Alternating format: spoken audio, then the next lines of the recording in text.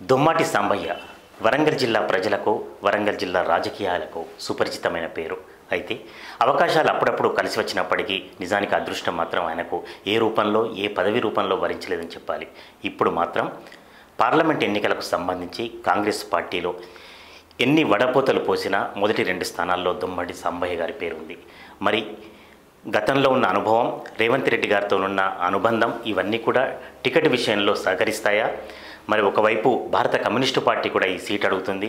ఇవన్నీ కాకుండా ఏ ఈక్వేషన్స్ ఆయనకి ఈ పదవిని వరించి పెడుతుంది? వరించిన తర్వాత ఒక సమర్థుడైన పోలీస్ అధికారిగా పేరు తెచ్చుకున్న దొమ్మాటి సాంబయ్య గారు మరి ఈ పదవిలో మాత్రం రాణిస్తారా? ఇవన్నీ సందేహాలు మనం ఆయన అడిగే తెలుసుకుందాం, ఆయనతో మాట్లాడే తెలుసుకుందాం. సాంబయ్య గారు నమస్కారం. నమస్కారం సార్.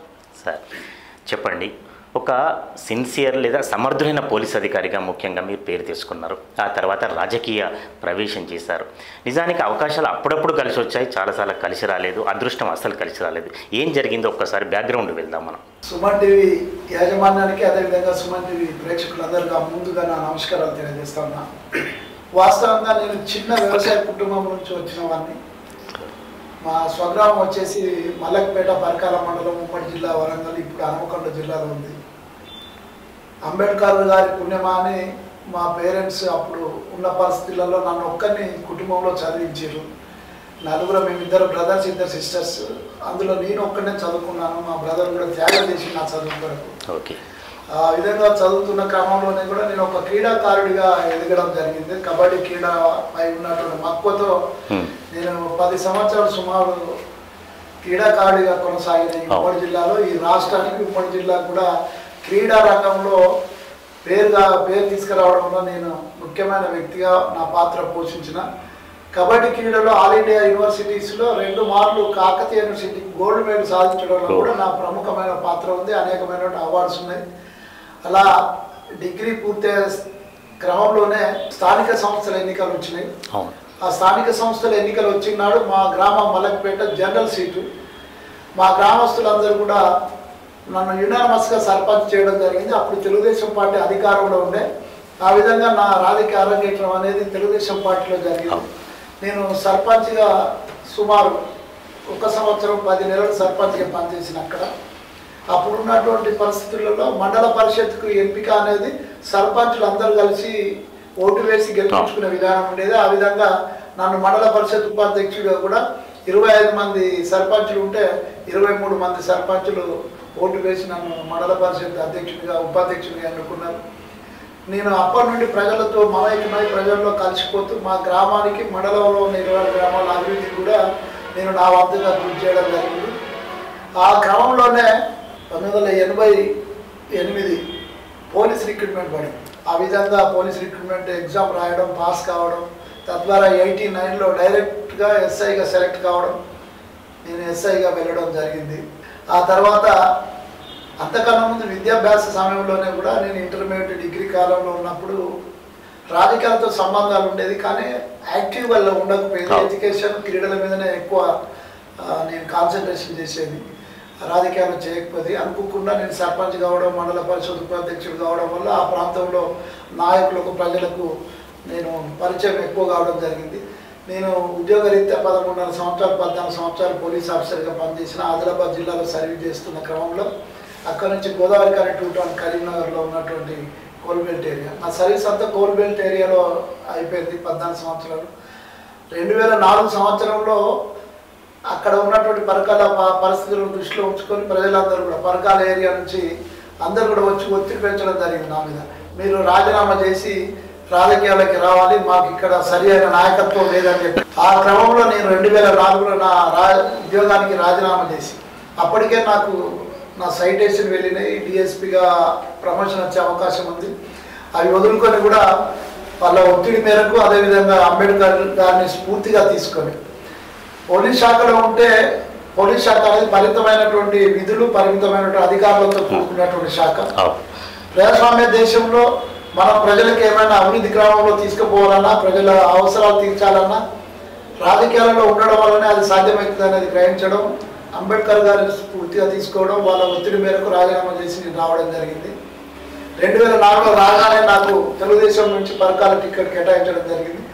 అప్పటికే ఈ రాష్ట్రంలో తెలంగాణ సెంటిమెంట్ రెచ్చగొడుతూ మాజీ ముఖ్యమంత్రి కేసీఆర్ గారు అప్పుడు ప్రజలను రెచ్చగొడుతూ తెలంగాణ సెంటిమెంట్ లేపడం, 9 సంవత్సరాలు తెలుగుదేశం అధికారంలో ఉండడం వల్ల వ్యతిరేకత రావడం, తద్వారా నేను ఓటమి పాలైనప్పటికీ అప్పుడు 47,000 ఓట్లు వచ్చినాయి. అంత సెంటిమెంట్ ఉన్నప్పటికీ కూడా పరకాల ప్రజలు ఆదరించి 47,000 ఓట్లు వేసారు. వారికి ఇప్పటికి కూడా నేను హృదయపూర్వకంగా మీ ద్వారా కృతజ్ఞత తెలియజేస్తాను. ఆ విధంగా నేను తిరిగి ఉద్యోగం చేసుకోవడానికి అవకాశం ఉండే 7 సంవత్సరాలలోపు తిరిగి ఉద్యోగం చేసుకోవచ్చు ఓడిపోయిన తర్వాత, కానీ వెళ్ళలేదు. ఒకసారి నిర్ణయం తీసుకున్నాం. నిర్ణయం మంచో చెడో తీసుకున్నాం. ప్రజల పక్షాన ఉండాలి, ప్రజల సమస్యలను కొట్లాడాలన్న ఉద్దేశంతో నేను అదే రాజకీయాలను కొనసాగుతూ వస్తున్నటువంటి పరిస్థితి. ఇక్కడ ఒక ముఖ్యమైన విషయం ఏంటి అంటే 2008లో ఇక్కడ ఉన్నటువంటి అప్పటి నాయకుడు, కొంతమంది, అందరూ కాదు, కొంతమంది నాయకులు కుట్ర చేసి పరకాల ప్రాంతాన్ని ఎస్సీ రిజర్వ్ కాన్స్టిట్యున్సీగా నియోజకవర్గాన్ని జనరల్ సీట్గా మార్చి రీఆర్గనైజేషన్లో దాన్ని జనరల్ చేయడం వల్ల నాకు నియోజకవర్గ సమస్య వచ్చి పడింది. అప్పుడు అది కూడా కుట్రనే. పరకాలకు చరిత్ర కలిగిన ఒక చరిత్ర ఉంది పరకాలకు. అటువంటి చరిత్ర కలిగిన ప్రాంతాన్ని జనరల్ చేసేసి అక్కడ రిజర్వేషన్ తీసేసి అంతలో 2009లో మా కూటమి పేరు మీద చంద్రబాబు నాయుడు గారు ఎన్నికలకు రావడం జరిగింది ముందస్తుగా. ఈయనతో పాటు అక్కడ కేంద్ర ప్రభుత్వంలో కూడా వాజ్పేయి గారు అప్పుడు అక్కడ డిజాల్వ్ చేయడం, ఇక్కడ వీళ్ళు మా కూటమిలో నాకు వరదనపేట టికెట్ హామీ ఇచ్చింది చంద్రబాబు నాయుడు గారు. మంచిదని చెప్పి నమ్మిన. కానీ నాకు ఇచ్చే టికెట్ను ఇక్కడ ఉన్నటువంటి అప్పటి పెద్ద నాయకులు ఇద్దరు, ప్రపంచానికి అంతా తెలుసు, ఈ ఉమ్మడి జిల్లా తెలుసు, రాజకీయ పెద్ద నాయకులు వాళ్ళు. వాళ్ళ అంటే మరిచెట్టు కింద ఏ మొక్క అయితే ఏ మొక్కలు కూడా ఎదగవు. అట్లాంటి పరిస్థితుల్లో ఈ ఉమ్మడి జిల్లాను సత్యనాశనం చేసినటువంటి, సర్వనాశనం చేసినటువంటి పెద్ద నాయకులు నా టికెట్ నాటుకున్నారు. ఎర్రబెల్లి దయాకర్ రావు, కడియం శ్రీగారు చేశారు. అబ్సల్యూట్లీ ఇది అందరికి తెలిసిన విషయం. ఇది నా ఆరోపణ కాదు, నన్ను ఒకని కాదు, చాలా మంది తెలుగుదేశం ఉన్నటువంటి పెద్దలు అప్పుడు స్వర్గీయ బసవారెడ్డి గారిని నాశనం చేశారు. అప్పుడు సుధారాణి గారిని కూడా చాలా ఇబ్బంది పెట్టారు. సరే, ఆమె అదృష్టం బాగుండి రాజ్యసభ రావడం, ఇంకోటి రావడం జరిగింది. ఇట్లా అనేక మందిని, బాలరెడ్డి గారిని, పరకాల అప్పుడు ఉన్నటువంటి నాయకులు చాలా మందిని ఇబ్బంది పెట్టారు. నన్ను కూడా ఇబ్బంది పెట్టారు. అయినప్పటికీ కూడా నేను ఓపికతో సహనంతో ఉన్నా. అనుకోకుండా ఒకరోజు చంద్రబాబు నాయుడు గారు ఆఫీస్ నుంచి నాకు ఫోన్ చేసి, మీరు పార్లమెంటుకు నామినేషన్ వేయమన్నారు, మీరు వేయండి, తర్వాత ఇన్స్ట్రక్షన్స్ ఏమన్నా ఉంటే అప్పుడు పార్టీ చెప్తుందని చెప్తే నేను నామినేషన్ వేయడం జరిగింది. 3 రోజుల వరకు విత్డ్రా టైం ఉంటుంది. 3 రోజుల వరకు ఏ నాయకుడు వచ్చి నన్ను విత్డ్రా చేసుకోమని అడగలేదు. జనరల్గా గ్రామాల్లో ఒక సర్పంచ్కి 2 పోటీ పడుతున్నా, 3 పోటీ పడుతున్నా, విత్డ్రా చేయించడానికి జిల్లా అధ్యక్షుడు లేకపోతే ఎమ్మెల్యేలో ఇన్వాల్వ్ అవుతారు. కానీ ఒక ఎంపీ టికెట్ ఇచ్చి 3 రోజుల దాకా కూడా ఎవరు నా దగ్గరకు వచ్చి అడగని పరిస్థితిలో నేను అట్లే కూర్చుండిపోయాను. హాఫ్ అన్ అవర్ ముందు అప్పుడున్నటువంటి నాయకుడు కడియం శ్రీగారు గారు, ఇప్పుడున్న రేవుల ప్రకాష్ రెడ్డి పరకాల ఎమ్మెల్యే గారు ఇద్దరు వచ్చి విత్డ్రా చేసుకోమని అడగడం జరిగింది. అప్పుడు నేను చెప్పినాను, బాబు గారితో మాట్లాడించండి, నా రాజకీయ భవిష్యత్తు ఉంది ఆయన చెప్తే నేను విత్డ్రా చేసుకుంటా అని చెప్పిన. వీళ్ళేదో ఫోన్ ట్రై చేసి ఆయన దొరకలేదు, నా నామినేషన్ విత్డ్రా కాలేదు. అక్కడ సింబల్ అలర్ట్ అయింది, సైకిల్ సింబల్ అలర్ట్ అయింది. తర్వాత నేను ఇంట్లో కూర్చున్నా, సింబల్ అక్కడ ఉంటుంది, ఓట్లు వేసే వాళ్ళు వేస్తారు. దానికన్నా బెటర్ నేను ప్రజల్లోకి వెళ్ళాలనే ఉద్దేశంతో ప్రజల్లోకి వెళ్ళి అక్కడ పాలకుర్తులు గన్పూర్లో తిరగడం జరిగింది. మిగతా ఏరియాలో ప్రచార రథాలు పెట్టుకొని తిరిగిన, అట్లా పోటీ చేసిన. అప్పుడు కూడా నాకు 1,35,000 ఓట్లు రావడం జరిగింది 2009లో. ఏం జరిగినా వాటి అన్నింటినీ సహనంతో ఓపికతో వింటూ నా పని నేను చేసుకుంటూ గత 20 సంవత్సరాలుగా ఓడిపోయినా కూడా ప్రజలలో ఉంటున్నా, ప్రజా సమస్యల పైన కొట్లాడుతున్నా. 20 సంవత్సరాలుగా ప్రతిపక్షంలో ఉన్నా. నేను ఏనాడు కూడా అధికార పార్టీలో లేను, అధికారాన్ని అనుభవించింది లేదు. ఇన్నిసార్లు ఒక రిజర్వ్డ్ స్థానం నుంచి పోటీపడే మీకు ఇన్ని ఆటంకాలు ఎందుకు సృష్టించాలని ప్రయత్నించారు? కొన్నిసార్లు అవకాశాలు రాలేదు, కొన్ని వచ్చిన అవసరం అదృష్టం వరించలేదు, ఇంకోసారి మిమ్మల్ని అడ్డుకట్టడానికి ప్రయత్నించారు. ఎందుకు జరిగాయి ఇవన్నీ? నాకు కూడా అర్థం కాని సమస్యలు ఇప్పటికి కూడా. అందరు ఏమంటారంటే, తెలిసిన వాళ్ళు మేధావులు చెప్పే ఆన్సర్ నాకు జవాబు ఏంటంటే, చదువుకున్నావు, విద్యావంతుడివి, దళిత కుటుంబం నుంచి వచ్చిన వాడివి, నువ్వు పోలీసు నుంచి వచ్చినావు, అందులో పరిచయాలు ఎక్కువ ఉంటాయి, కొంత క్లెవర్గా యాక్ట్ చేసే పరిస్థితి ఉంటుంది కాబట్టి నిన్ను అడ్డుకోకపోతే శ్రీహరికి రాజకీయంగా ప్రమాదం జరిగే అవకాశం ఉంటుంది. ఆయన అవకాశాలను మీరు అందిపుచ్చుకునే అవకాశం ఉంటుంది. ఆయన అవకాశాలు పోతే అని భయపడి ఉంటాడు. దాంతోనే శ్రీహరి గారు, దయాకర్ రావు గారు కలిసి 99లోనే నాకు వాస్తవంగా పరకాల టికెట్ అనౌన్స్ చేసి, నేను లీవ్ పెట్టి ఎస్ఐగా ఉన్నప్పుడు నేను హైదరాబాద్లో నైట్లు ఉన్నా, రేపు పొద్దున మీరు అనౌన్స్ చేస్తున్నాం పరకాల క్యాండిడేట్గా, మీరు రాజీనామా సమర్పించండి అంటే రాజీనామా రాసి పంపించిన డీజీ గారికి. తెల్లారి చూసేసరికి టీవీలో భుజపల్లి రాజయ్య గారు వారు ఇప్పుడు లేరు వారికి వారికి అనౌన్స్ అయింది. నాకు ఇచ్చే టికెట్ వారికి ఇప్పించారు 99లో. 2009లో నాకు వచ్చే టికెట్ను విజయరామారావుకు వర్ధనపేటకి ఇప్పించారు. ఈ విధంగా అంటే రాజకీయంగా ఆయన ఎదుగుదలకు నేను ఏమైనా అడ్డంగా అవుతానేమో అనుకొని ఈ విధంగా చేసి ఉంటారని అందరు చెప్పే మాట నాకు ఇప్పటికి కూడా అర్థమైతలేదు. వాస్తవం కూడా చూస్తే ఒకసారి నేను సరే సందర్భం వచ్చింది కనుక నేను చెప్పాలి. ఇవాళ ఒక దళిత బిడ్డగా నేను చెప్పదలుచుకున్నాను. లీడర్ అంటే నాయకుడు అంటే తను ఎదుగుతూ తనతో ఉన్న వాళ్ళని ఎదిగే విధంగా ప్రోత్సహిస్తూ నాయకులను తయారు చేసే వాళ్ళు లీడర్ అవుతాడు. కానీ తానే ఎదగాలి, మిగతా వాళ్ళు ఎవరు ఎదగడానికి వీల్లేదు, ఆ రాజకీయాలలో రావడానికి వీల్లేదు, నేను అంతకాలం నేనే రాజును నేనే మంత్రిని తరాలో రాజకీయాలు చేసే వాళ్ళలో ముఖ్యంగా మా కడియం శ్రీహరి గారు వస్తారు. వారి పుణ్యమనే నేను రాజకీయంగా దెబ్బతిన్నాను. ఇది వాస్తవం. మీరు అడిగిన ప్రశ్నలో జవాబు కూడా ఉంది. ఒక్కసారి చరిత్ర వదిలిపెట్టి వర్తమానంలోకి వద్దాం. ఇప్పుడు సాంబయ్య గారు అంటే జోడో యాత్రలో పాల్గొన్నారు, మల్లు బట్టి విక్రమార్క పాదయాత్రలో పాల్గొన్నారు, ఇంకా చాలా ఉద్యమాలలో కార్యక్రమాల్లో పాల్గొన్నారు. ఇవన్నీ సీటుకు ఉపకరించబోతున్నాయా, లేకపోతే రేవంత్ రెడ్డి గారితో గతంలో ఉన్న పాత సాన్నిహిత్యం తెలుగుదేశం పార్టీలో ఉన్నప్పుడు ఉన్న ఆ సాన్నిహిత్యం ఉపయోగపడుతుందా? ఏ ఈక్వేషన్స్ మీకు టికెట్ వస్తుందని మీరు అనుకుంటున్నారు? ప్రథమంగా నేను పొలిటీషియన్గా ప్రత్యక్ష రాజకీయాల్లో 20 సంవత్సరాలుగా పనిచేస్తున్నాను సార్. ఈ 20 సంవత్సరాల్లో మొదట నా అరంగేటం తెలుగుదేశం అయినప్పటికీ ఆ తర్వాత నేను టీఆర్ఎస్ ఉద్యమంలో కూడా 4 సంవత్సరాలు ఉద్యమించిన అన్ని ఉద్యమాలలో నేను ఉన్నాను. సకల జిల్లా సమ్మెలు కావచ్చు, ఇంకోటి వారం రోజులు తెలంగాణ కావాలని చెప్పి మేము పాదయాత్ర చేయడం కూడా జరిగింది. అదే కాకుండా అనేక మార్పులు విద్యార్థుల నిరుద్యోగ సమస్య మీద కావచ్చు, వైద్యం మీద కావచ్చు, అన్ని సమస్యల మీద కూడా నేను అన్ని ఉద్యమాలు ఇక్కడ జరిగినటువంటి జిల్లాలో జరిగినటువంటి అన్ని ఉద్యమాలలో ఉన్నా. అదేవిధంగా 2 సార్లు ఎమ్మెల్యేగా పోటీ చేసిన, ఒక్కసారి ఇండిపెండెంట్గా ఎంపీగా పోటీ చేసిన. అంటే నేను ఇవన్నీ ఎందుకు చెప్తున్నానంటే ఈ ఉమ్మడి జిల్లాలో దొమ్మడి సాంబయ్యను చూడని వ్యక్తి లేడు. ఇవాళ కాంగ్రెస్ పార్టీలో 2017 అక్టోబర్ 31లో నేను రేవంత్ రెడ్డి గారితో పాటుగా మొత్తం 45 మంది ఢిల్లీలో మా అగ్రనాయకుడు రాహుల్ గాంధీ గారి దగ్గర జాయిన్ అయిన అప్పటి నుంచి కూడా పార్టీకి లాయల్గా ఉంటూ పార్టీ ఇచ్చినటువంటి కార్యక్రమాలు కొనసాగిస్తూ పార్టీని అభివృద్ధి పదంలో నడిపించడానికి నా వంతు కృషి చేసిన. 2వ అంశం అది. 3వ అంశం ఇవాళ ప్రతి ఒక్కరు రేవంత్ రెడ్డి గారితో సన్నిహితంగా ఉండడం వల్లనే టికెట్ అవుతారని కొంతమంది ఇట్లా చెప్తా ఉన్నారు. అది దానిలో కొంత నిజం ఉన్నప్పటికీ కూడా పార్టీ ఇచ్చిన కార్యక్రమం నన్ను పార్టీ గౌరవించి వాళ్ళ తెలంగాణ ప్రదేశ్ కాంగ్రెస్ ఉపాధ్యక్షుడిగా నియమించింది. దాంతోపాటు నాకు కరీంనగర్ పార్లమెంట్ ఇన్ఛార్జ్ ఇచ్చింది. కరీంనగర్ పార్లమెంట్ ఇన్ఛార్జ్లో 1.5 year 2 years నేను వెళ్ళి అన్ని 7 అసెంబ్లీ సెగ్మెంట్లలో ఉన్నటువంటి నాయకులను కలవడం, వాళ్ళని అందరినీ కోఆర్డినేట్ చేయడం, వాళ్ళందరికీ అవసరం రీత్యా వాళ్ళను సమాయత్తం చేయడం ఎన్నికలకు. ఈ విధంగా నేను కృషి చేసిన. అక్కడ ఉన్నటువంటి 7 నియోజకవర్గాలలో ఇవాళ 4 నియోజకవర్గాలలో ప్రజలు కాంగ్రెస్ పార్టీని ఆశీర్వదించారు, 4 ఎమ్మెల్యేలు గెలిచారు. అట్లా అక్కడ నా కృషి ఉంది. పార్టీ ఇచ్చిన పని, పార్టీ అప్పచెప్పిన కార్యక్రమాన్ని నేను అక్కడ నిర్వహిస్తాను. స్క్రీనింగ్ కమిటీలో దొమ్మడి సాంబయ్య గారి పేరు ప్రతిసారి ఉంటుంది, ఇంకో 2 పేర్లు మారుతున్నాయి. ఎందుకు మారుతున్నాయి ఆ 2 పేర్లు? నాకున్న సమాచారం ప్రకారం అయితే అక్కడ ఒకటే పేరు ఉంది స్క్రీనింగ్ కమిటీలో. ఇక్కడ మీడియా ద్వారా లోకల్లో ఈ మధ్యలో సోషల్ మీడియా అనేది రావడం వల్ల కూడా జనాలను కన్ఫ్యూజ్ చేయడానికి ఎవరికి వాళ్ళు ఇప్పుడు మా ఇందిరా గారు ఉన్నారు, ఓడిపోయింది గన్పూర్లో, ఆమె ప్రెస్ మీట్లు పెడతా ఉంది. సోషల్ మీడియాలో నాకు టికెట్ ఇస్తున్నారని ప్రచారం చేసుకుంటున్నారు.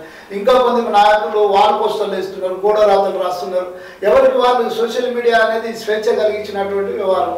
సరే వాళ్ళ ద్వారా ఇట్లా చేసుకోవడం వల్ల మళ్ళీ అక్కడో పేరు రోజు పత్రికల టికెట్ పోతుంది, ఒకరోజు దయాకర్ వచ్చిండే టికెట్ పోతుంది. రైట్, దయాకర్ పేరు తీస్తారు కాబట్టి ఇప్పుడు సిట్టింగ్ ఎమ్మెల్యే కూడా పోటీదారుడుగా మీకు తయారయ్యారు. ఏంటిది పరిస్థితి? పోటీ ఉండాలి సార్. పోటీ ఉంటేనే కదా పార్టీలో ఎవరు ఏంది అనేది తెలియదు. పోటీ ఉంటేనే కదా పార్టీ కూడా రకరకాల సమాచారం సేకరించారు. పోటీ లేకుంటే సమాచారం సేకరించే అవకాశం ఉండదు. పోటీ ఉంటేనే ఎవరు కరెక్ట్ అనేది సేకరించిన తర్వాత నిర్ణయం తీసుకుంటే జాతీయ పార్టీ విషయం కాబట్టి అక్కడ ఉన్నటువంటి హైకమాండ్ సరైన నిర్ణయం తీసుకుంటారని భావిస్తాను. రైట్, మీ ప్రత్యర్థి మిమ్మల్ని పార్టీలో ఎదగనీయకుండా చేసిన కడియం శ్రీహరి గారి కుమార్తె మీ ప్రత్యర్థుల్లో ఒకరు. ఎలా ఎదుర్కోబోతున్నారు మీకు సీట్ వస్తే? ఇక్కడ కడియం శ్రీహరి కూతురు అనేది వ్యక్తిగతమైన విషయం వేరు. రాజకీయాల్లో శాశ్వత శత్రువులు ఉన్నారంటారు, శాశ్వత మిత్రులు ఉన్నారని చెప్తా ఉంటారు. నేను విన్నా. వాస్తవంగా మాకు వ్యక్తిగతమైన శత్రుత్వం అంటూ కడియం శ్రీహరితో లేదు, ఇంకెవరితో లేదు. కాకపోతే రాజకీయంగా నన్ను దెబ్బతీసిన మాట వాస్తవం. ఇది ఉమ్మడి జిల్లా ప్రజలందరూ తెలుసు, చంద్రబాబు నాయుడు లాంటి ముఖ్యమంత్రి చేసిన వ్యక్తులకు కూడా తెలుసు. ఇవాళ బీఆర్ఎస్ పార్టీ అనేది మన అందరికీ ఇక్కడ సమాజంలో అందరికీ తెలిసిన విషయమే. 2014 ఎన్నికల ముందు కానీ 2018 ఎన్నికల ముందు కానీ కేసీఆర్ గారు ఆనాడు అమలుకు నోచుకునేటువంటి హామీలన్నీ ఇచ్చిండ్రు. అంతకన్నా ముందు ఉద్యమకారుడిగా ప్రజలు రెచ్చగొట్టి 1200 మంది ఉద్యమకారులను వాళ్ళు ఆత్మహత్య చేసుకునే విధంగా ప్రోత్సహించినటువంటి సార్లు. ఆ సార్ 2014 ముందు అనేకమైన హామీలు ఇచ్చిండ్రు, 2018 ముందు అనేకమైన హామీలు ఇస్తే అవి నమ్మి ప్రజలందరూ కూడా 2 సార్లు అధికారం ఇచ్చారు. అధికారులు ఏం చేసిండ్రు? 16,000 కోట్ల రూపాయల ధనిక రాష్ట్రంగా ఇచ్చింది సోనియా గాంధీ గారు, మా అగ్రనాయకురాలు ఈ రాష్ట్రాన్ని. ఇవాళ 7 లక్షల కోట్ల అప్పులు చేసి ఒక్కొక్కరి తల మీద 1,50,000 అప్పు పెట్టి సార్ పోయి ఫామ్ హౌస్లో కూర్చున్నాడు. ఇప్పుడు అదే ఎప్పుడు ఏమన్నా అంటే ఏం చెప్తాడు? కాళేశ్వరం అని చెప్పేది. కాళేశ్వరం కట్టిన 1,00,000 ఎకరాలకు నేను కాళేశ్వరం ఇప్పుడు మీ చేతిలో, బీజేపీ చేతిలో పడిపోయింది. కాళేశ్వరం గురించి మర్చిపోదాం. ఇప్పుడు పరకాలలో సరే అప్పుడు పోటీ పడకపోయినా చాలామంది పరకాలకు సంబంధించిన నాయకులంతా కూడా మీ కాంగ్రెస్ పార్టీలో ఉన్నారు. ఎట్లా వారి సహకారం ఎట్లా కొడతారు? కొండ దంపతులు మీ పార్టీలో ఉన్నారు, ఇనగాల వెంకటరామరెడ్డి గారు ఇప్పుడు కార్పొరేషన్ ఒక చైర్మన్ కూడా ఉన్నారు. ఇట్లా ప్రతి వాళ్ళంతా మీ పార్టీలోనే ఉన్నారు. ఎట్లా అనిపిస్తుంది మీకు ఆ ఈక్వేషన్? ఇప్పుడు మా పార్టీలో గెలిచిన ఎమ్మెల్యేలు కావచ్చు, మంత్రులుగా ఉన్నటువంటి సీతక్క గారు కావచ్చు, సురేఖ గారు కావచ్చు, ఇవాళ చైర్మన్గా నియమించబడినటువంటి అందరితో సత్సంబంధాలు మా పార్టీ విషయానికి వచ్చినప్పుడు నాకు వ్యతిరేకంగా పార్టీ ఆదేశానుసారం అందరం పనిచేయాల్సిందే.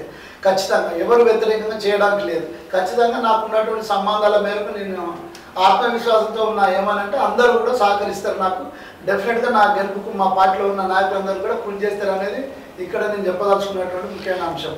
వరంగల్ పార్లమెంటరీ నియోజకవర్గంలో ఒక నాయకుడిగా అంటే టికెట్ సంపాదిస్తున్న వ్యక్తిగా కానీ కాంగ్రెస్ పార్టీ తరఫున మీరు ఏం సమస్య ఉంది, మీరు గెలిస్తే ఏం చేయబోతారు? ఇవాళ 20 సంవత్సరాలుగా ప్రజా సమస్యల మీద నేను పోరాడుతున్నటువంటి వ్యక్తిని. విద్యా రంగం మీద కావచ్చు, వైద్య రంగం మీద కావచ్చు, వ్యవసాయ రంగం మీద కావచ్చు, ఇవాళ మౌలిక సదుపాయాల కల్పన విషయంలో కావచ్చు, పూర్తి సమగ్రమైనటువంటి నాకు అవగాహన కలిగింది 20 సంవత్సరాల్లో. ఇప్పుడు విద్య మీద కావచ్చు, వైద్యం మీద కావచ్చు, వ్యవసాయ రంగం మీద కావచ్చు, ఏదన్నా ఈ దేశ ప్రజలు చేసిందంటే అది కాంగ్రెస్ పార్టీ చేసింది తప్ప వేరే పార్టీలు చేయలేదు. కాబట్టి నాకు ప్రజలు ఆశీర్వదించి పార్లమెంటుకు పంపిస్తే కేంద్రం ఇచ్చినటువంటి హామీలకు సంబంధించిన కొన్ని సమస్యలు పెండింగ్లో ఉన్నాయి. ఇక్కడ ఇవాళ కోచ్ ఫ్యాక్టరీ కావచ్చు, ఉక్కు పరిశ్రమ కావచ్చు, గిరిజన యూనివర్సిటీ కావచ్చు, రకరకాల సమస్యలు కొన్ని పెండింగ్లో ఉన్నాయి. అదేవిధంగా విద్యా రంగానికి సంబంధించి కూడా చాలా సమస్యలు పెండింగ్లో ఉన్నాయి. ఇవాళ సైన్స్ స్కూల్స్ విషయానికి వచ్చినప్పుడు సైన్స్ స్కూల్స్ ఏర్పాటులో ఇంతవరకు ఈ ఉమ్మడి జిల్లాలో సైన్స్ స్కూల్ అనేది రాలేదు. ఒక్కటేదో మంజూరు అయింది, అది గన్పూర్ ఏరియాలో వచ్చే అవకాశం ఉన్నదని చెప్పింది తప్ప ఇంతవరకు మన దగ్గర సైన్స్ స్కూల్ అనేటివి లేవు. అదేవిధంగా వైద్య రంగం విషయానికి వచ్చినప్పుడు కూడా గతం కన్నా ఇప్పుడు మెరుగైన ఫలితం ఉన్నదా అంటే అది కాంగ్రెస్ చేసింది తప్ప వీళ్ళు ఏం చేసింది ఏం లేదు. సో సమగ్రమైనటువంటి ఆలోచనతో ఉన్న సమగ్రమైనటువంటి సమస్యల మీద అవగాహన ఉంది కనుక అవకాశం ఇస్తే ఆ సమస్యల పరిష్కారానికి నా వంతుగా నేను డెఫినెట్గా కృషి చేస్తానని చెప్పి మీ ద్వారా పార్లమెంట్లో ఉన్న ప్రజలందరికీ కూడా నేను ప్రామిస్ చేస్తాను. రైట్. దుమ్మాటి సంబయ్య గారు, తప్పనిసరిగా మీ కబడ్డీ కోర్టు, మీరు స్పోర్ట్స్ మ్యాన్, కబడ్డీ కోర్టులో ముందుగా మీ పార్టీలో ఉన్న ప్రత్యర్థులపై విజయం సాధించాలని, ఆ తర్వాత మీ పోటీ పడే ప్రత్యర్థులపై విజయం సాధించాలని మేము కూడా మనస్ఫూర్తిగా ఆకాంక్షిస్తున్నాం. Thank you. నమస్కారం సార్. Thank you.